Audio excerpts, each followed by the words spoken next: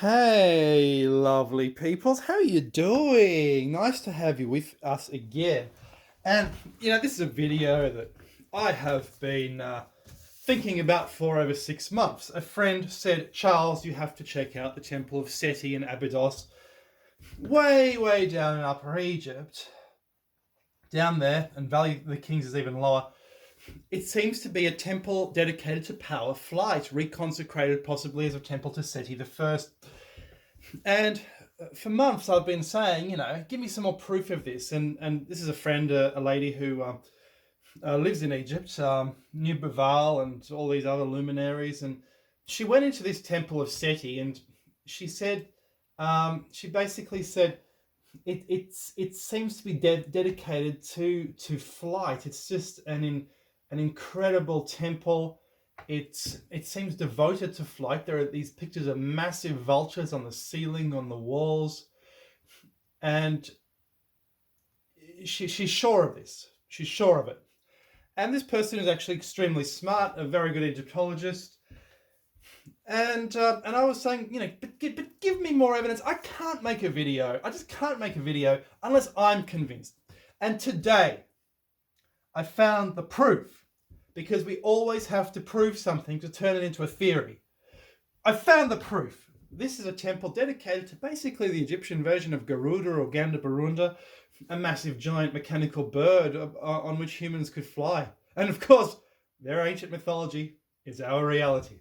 So it's been found that the vultures, which are very big in Upper Egypt, down south, it was a huge god in Upper Egypt, and it's been found by one Egyptologist that it's the griffin vulture. That's the actual bird, which is almost identical to depictions of Garuda Gandabarunda. More a vulture than an eagle, to be honest. And this is the temple of Seti the First in Abydos in Egypt. All right, very beautiful, very nice. New Kingdom style design, except for the fact that the pillars inside, those huge pillars, to me, they're very Third Dynasty, possibly. These temples are reused and reused and reused. One thing that we have at Abydos is the Osirion, near the temple of Seti. So we know the high technology goes all the way back, and I think this temple is dedicated to high technology, to the Ring Lord. We're going to find out very soon, because that's the evidence I found. So this is at the Temple of Seti. And I said to my friend, but this has been debunked. And she said, no, this is evidence. And she said she's been there, she's had a look. She knows about the idea that these are characters which are overwritten on top of earlier characters. But she's still convinced they intended it to look like flying vehicles. And to be honest, people are easily fobbed off. People are easily put off. Things are easily explained away by things which are not explanations to begin with, but people don't always appreciate this.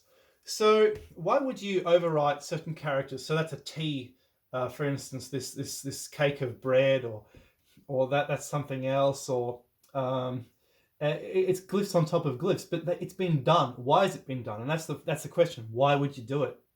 Would you want to make a picture that looks like something else? And so here's a virtual tour, and straight away, looking at this temple, I see what she means. Your eye, where are your eyes drawn? In any high-ceilinged room, it kind of feels empty and creepy, unless there's lots of decorations, and you look up. Your eyes are drawn to looking up, and then you see flight above you, the vultures flying above you on the ceiling. And you think to yourself, what kind of primitive people would worship vultures and all this? What's all this nonsense?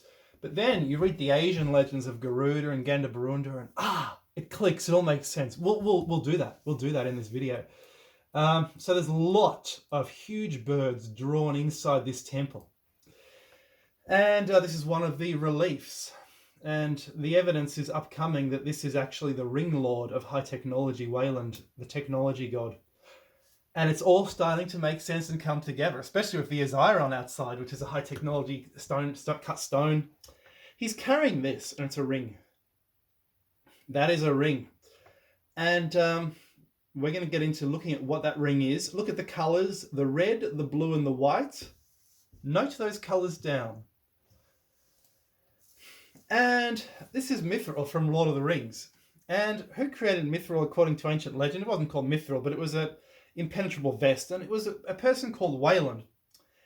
And what WAYLAND did, he was an artificer, and he created magical rings. He made this, and he could fly.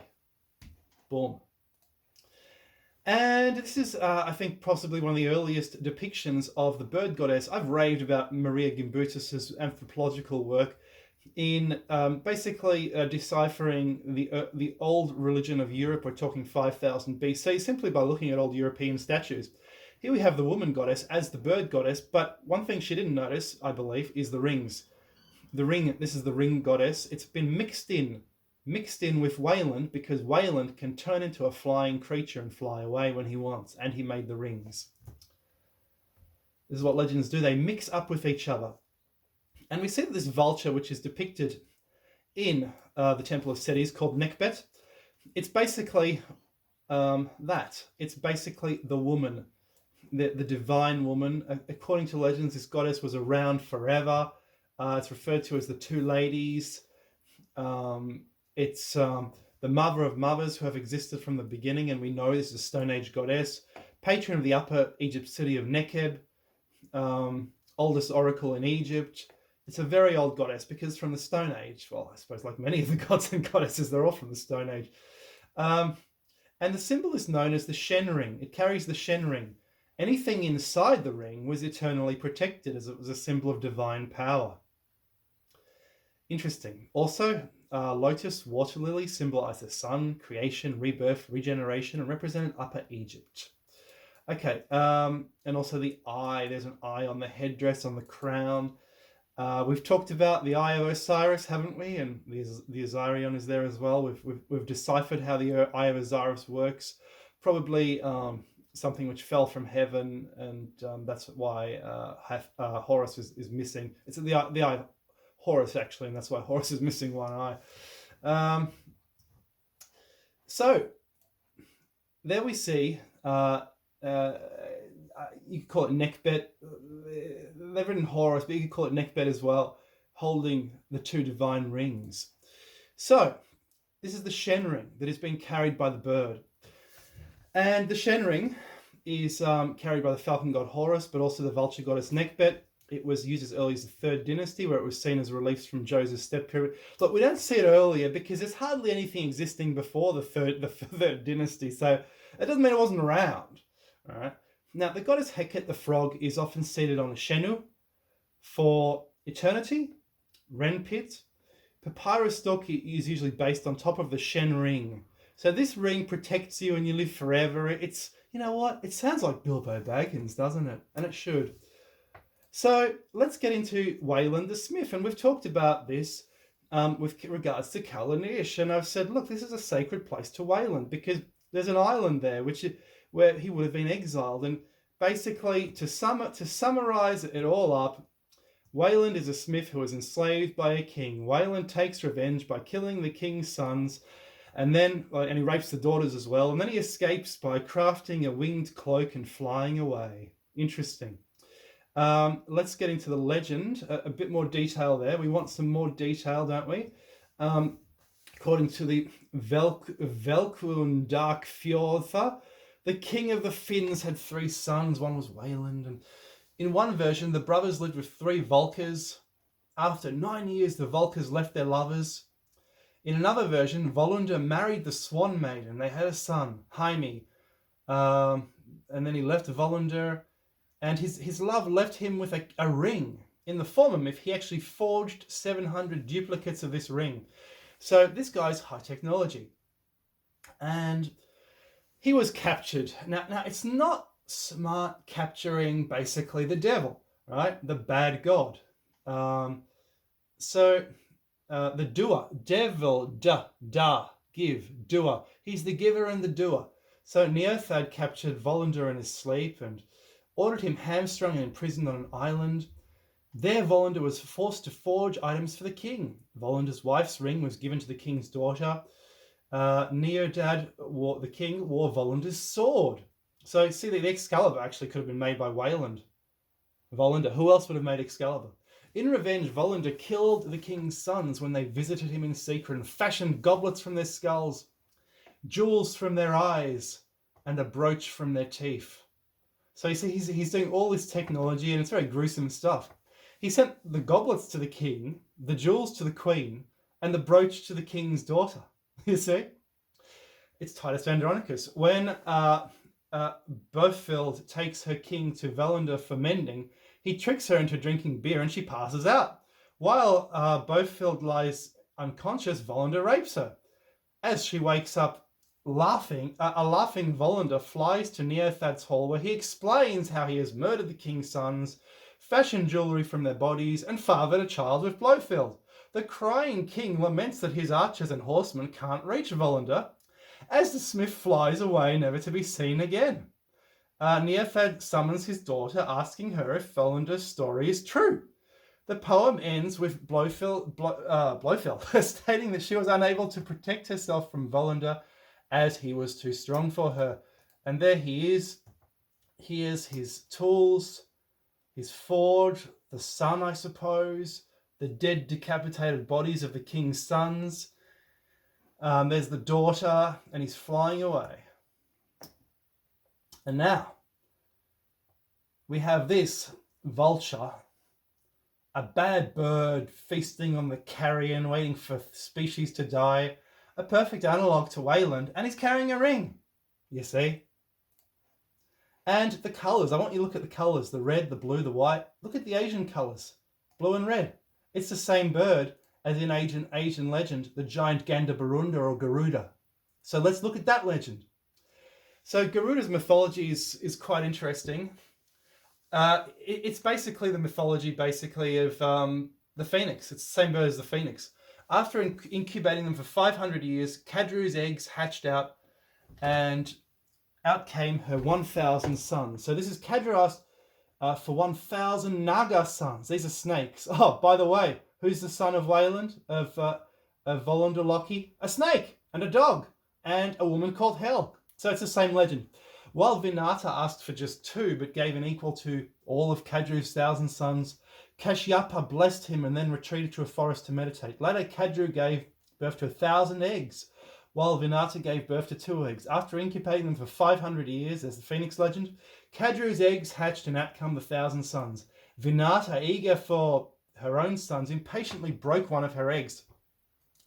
From the egg emerged a partially formed Arjuna. Oh, there's the stone monkey, looking radiant and reddish as the morning sun, but not as bright as the midday sun as he was promised to be. Okay, so he's a bit defective. Arjuna chided his mother, Vinata, for her impatience and warned her not to break open the second egg, cursing her to be a slave until his brother rescued her. Arjuna then left to become a charioteer for Surya, the sun god. Now, here we go. Vinata waited, and after many years, the second egg hatched and Garuda was born. After losing a bet to Kadru for trickery, Vinata was forced to become her slave. Garuda later on asked his brothers to free his mother from her slavery, to which they demanded Amrita from heaven. Garuda, that's an eternal nectar. Garuda waged a war against the gods with his extraordinary might and abilities beyond thinking, and defeated all of them, including Indra. So this is the technology. He then took Indra's nectar vessel and flew back to Earth. So he's flying in outer space.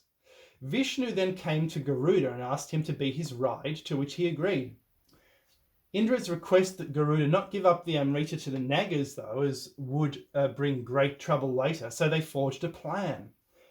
Upon reaching his brothers, Garuda placed the vessel before them and asked them to first purify themselves before drinking. Meanwhile, Jainata, the son of Indra, stole the vessel back. On returning, the Nagas were devoured by Garuda. Some myths present Garuda as so massive he can block out the sun. The Garuda Purana is named after him. And so he eats snake meat. So he's like a vulture, you see.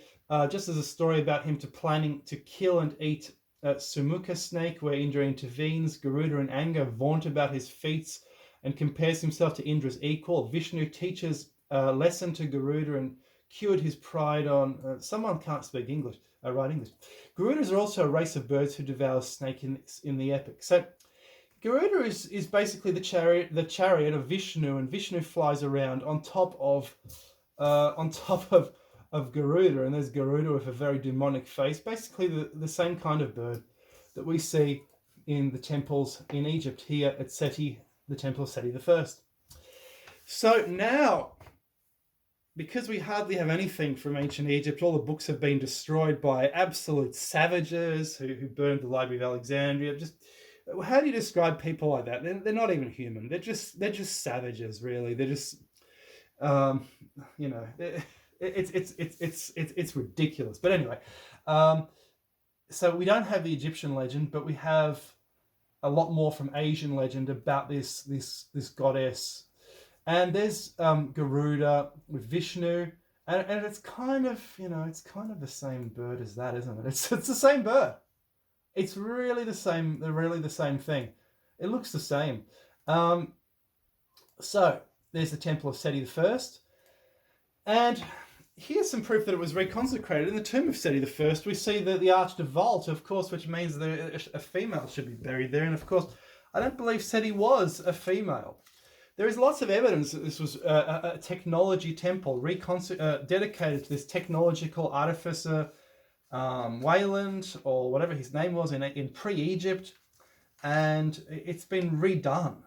My friend pointed out the temple is literally held up by, it appears to be held up by vultures. The vultures are 8 feet tall, and that's trying to tell us something, possibly heavy lifting in ancient times by flight. In addition, we have legends from ancient Egypt, from where the pyramids were built, of flying stones.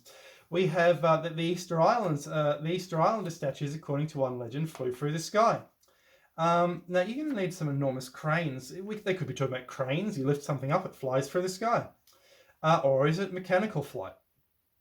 You see, flight is the indispensable element of pyramid engineering, because you need to move things through the air. You can't just lift them up stone by stone by stone, or it was just cast. So in Easter Island lore, we have flight as well. Easter Island was basically discovered in a dream by Hotomatu, a general of pre-Inca legend who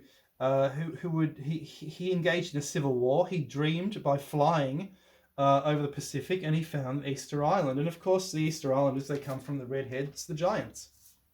So this is just absolutely fascinating. Now, it seems to me, and this is so interesting, that there is clearly, based on all this, a tradition of flight in Egypt. Otherwise, the pyramids would have be built from rubble. Yeah. So what form did the flight take? Was it balloons? You needed balloons to see the Nazca lines. So, you know, flight is a missing component. So let's look at a few more pictures. That's the temple again. We've seen that though. And here's a tomb of Seti I, huge vulture. The eyes are drawn to just the vulture. That's interesting. Again, from the tomb of Seti I, there's Toph, the monkey from heaven, very similar to the vulture. Again, Seti I. Again, what are the eyes drawn to? They look towards the heavens, but also to that bird. It just dominates the vision. And that's a ceiling from the tomb of Seti I. As you see, flight, comet. And here is a big clue. You know, the stone monkey who fell from heaven, the Joker, the Waylands, the vulture, the Garuda, whatever you want to call it, the Joker god from heaven. There's his emblem falling down from the sky, and here in the tomb of Seti I. And again, the arch. So, hope you've enjoyed the video. Check out my book, Proof of the Gods. What do you think? I think this was a tomb dedicated to the technology god, and dedicated to flight and high technology, as my friend suggested. Bye-bye.